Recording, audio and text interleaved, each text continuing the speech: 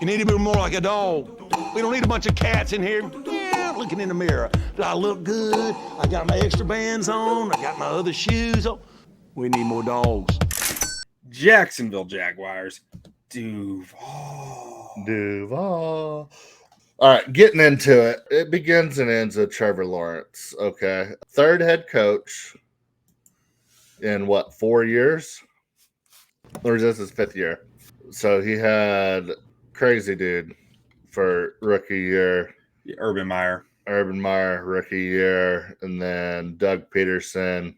Was Doug Peterson there for 3 years? He had to have been. Yep, Peterson was there for 3. I do like Liam Cohen coming in. I want to like Trevor Lawrence. If Trevor Lawrence can be the guy that we need Trevor Lawrence to be, I mean, this team is dangerous. So looking at this offense, Brian Thomas Jr. was incredible for him last year. They bring in Travis Hunter to play a little bit. If they play him as a true wide receiver too, which I think they should, and play sparingly on defense, because I think they will play him on both sides of the ball. Him opposite of Brian Thomas Jr. is an absolute dream scenario for Trevor Lawrence. I mean, he thrives with taller guys, big body guys. So I love that combination. And then if we can stay healthy at the running back position with them, I think this offense can be very, very good. And I think Liam Cohen's a hell of a coach. I think this offense is going to be good. I think they are too. I think their O-line is going to be mediocre at best. Yep. I think Lawrence is going to get hit some. Not as much as last year, not as much as the last 2 years probably, but I wish that they addressed more on the O-line than they did. But that being said, I think Brian Thomas Jr. and Travis Hunter is going to be tough to defend. And I think this offense is going to open stuff up for Travis Etienne quite a bit. I know everyone is really down on Etienne. I think he's going to find some space in this offense, and that speed's going to show, especially in a contract year for the running back. And what I want to see more in this offense is Trevor Lawrence to use his legs a little bit more. He did it in college at Clemson.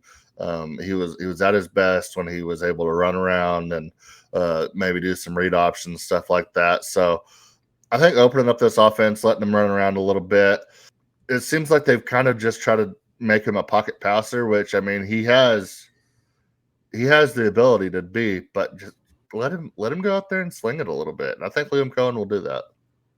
Yeah, like I said, I think this offense is going to be able to score points, and I think you're going to see a bit more swag back from Trevor Lawrence. I don't know if their defense is going to be able to stop anybody, though. Yep. Which, I mean... And, I mean, I do have to say, I talked about Etienne. I have to also throw some props to Bashal Tootin, one of my favorite runners in the draft. Tank Bigsby's not a bad option either. I mean, Tank Bigsby's a great option, too. Let's talk about that. He hasn't performed like you want him to, but I mean, he's definitely got the ability. And then Parker Washington, I wanted to see a little bit more from him. Was he a rookie last year? I believe second year, maybe second year. He wasn't a super high draft pick. I don't think he fell in the draft. Yeah, but I had a little bit higher hopes for him. Dami Brown is probably the biggest question mark out of this group of starting skill positions, I would say. I mean, even Dami Brown, like he's a certified deep threat. He did good stuff for the Commanders last year. Like, I think this speed is going to be really tough on other teams. I think they're going to pull out some of that McVay offense of just like, we have some nasty weapons. We have a quarterback who can sling it around the yard, and we're going to base it all on a outside zone run scheme where they have these athletic blockers who can get out and run that scheme.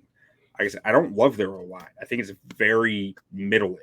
Yeah. But, like, if they can coach it, they'll be okay.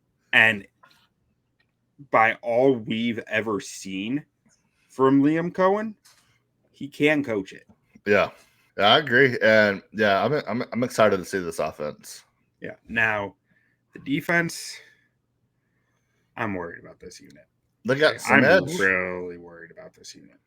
Yeah, I mean, they can rush the passer from the edge, but you look at their DTs, don't have a whole lot of Eric Armstead. I mean, He's an undersized defensive tackle and oversized edge rusher. Like it's hard they to don't fit have him. any beef.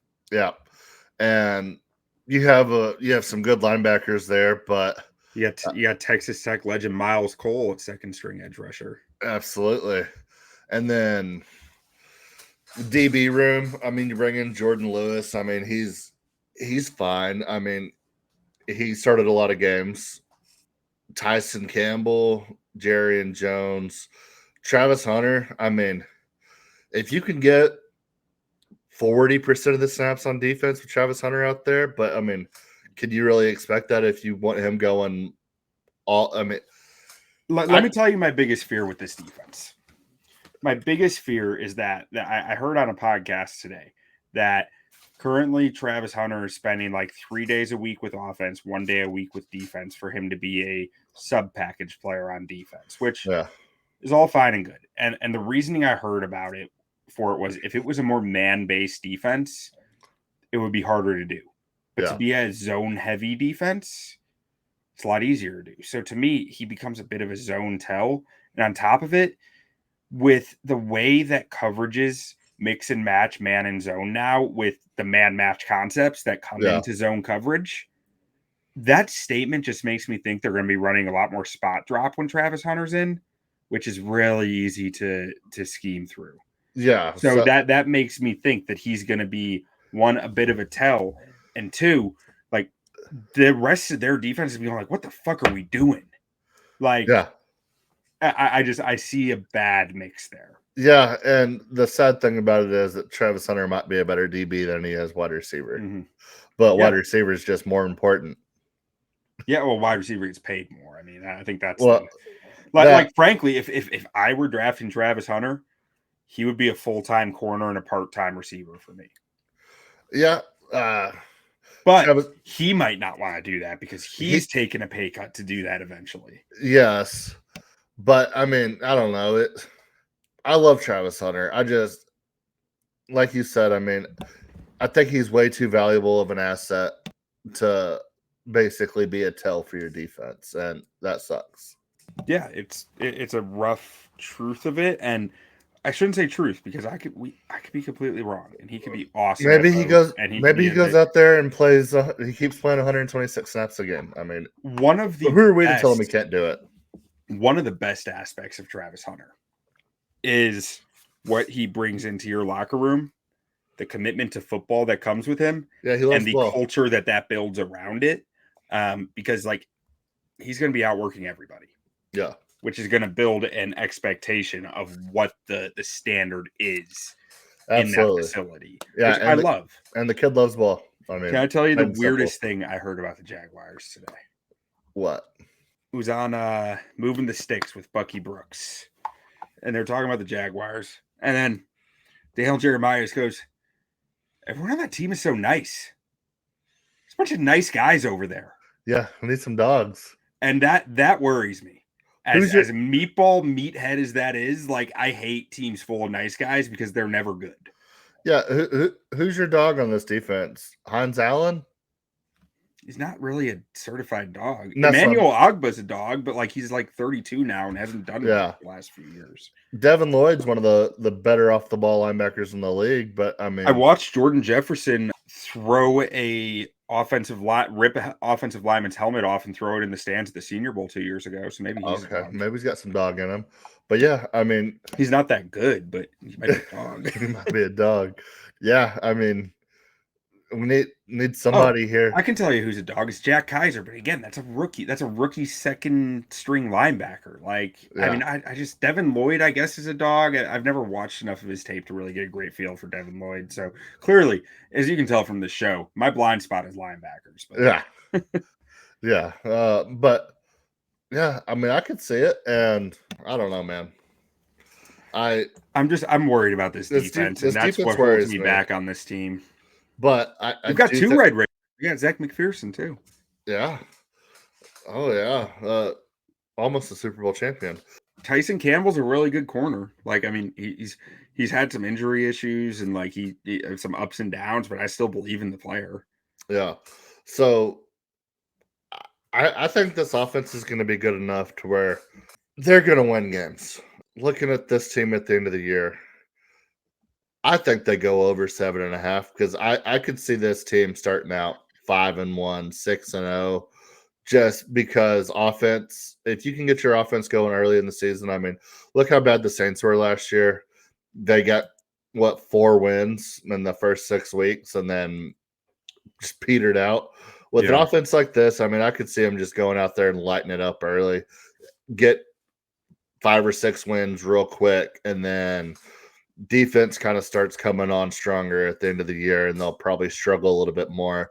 But I think they easily get to at least 8 wins, maybe even in that 10-win range, depending on how because I mean you have to account for what probably 5 50-50 games that you're going into the fourth quarter and it's a 1-possession game with 5 minutes left and who's going to win it.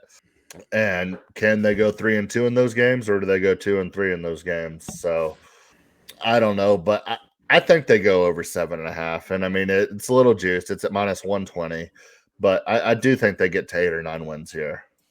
I don't think I can go that far. I mean, I think they're maybe 8, probably 8. Like 8 is such a. So you like the Colts better than you like the Jaguars? No, I don't have the Colts at 7. I'm saying 8. Yeah, but you talked yourself into 10 wins for the Colts like 5 minutes ago. That I mean, you went back to 7, but because I believed in the talent on that roster more than I believe in the talent on this roster outside of QB. But quarterback, man. I mean, I know that's the tough part.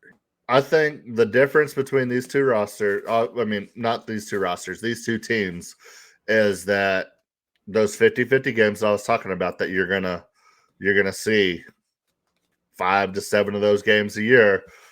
I think Trevor Lawrence gets it done and they win more of those games than they lose. That's the question with them, right? And they covered 9 games last year. They won 9-7-1 against the spread. So like they were feistier than it seemed, even though Trevor missed games. Yeah, I mean, give me 8 wins. I'm not betting anything. There's probably playoffs at +172. Yeah, or maybe even division at +280 because if you're getting almost 3-1 on what could be a guy that could be in the MVP race if he plays his best football, you're probably winning the division. My main hesitation is really just Anthony Campanelli's the defensive coordinator. He's largely an unknown. Last year, his first year in Green Bay, he was the linebackers coach and defensive run game coordinator. He spent Cohen's young 4 years with the Dolphins before that. Like I don't know. I don't know much about this guy. It's really hard to get to know assistants like that who become coordinators until they start putting stuff on tape. And just, I see a defense that's going to need a lot of scheme help. And I am skeptical until proven otherwise that it's going to be there. No, I agree. I just, I believe in Trevor Lawrence. So that's where my hope for this team comes in. Yeah. I mean, I think they can win 8 to 9. You're right. But I'm not saying they will. I don't love it. I don't feel confident about anything about this team because of this defense. Yeah. And because like when you're that reliant on the offense scoring points, one injury can derail you. You know, I don't believe this defense can really pick up the slack for an offense that needs help. Yeah, no, I could say that.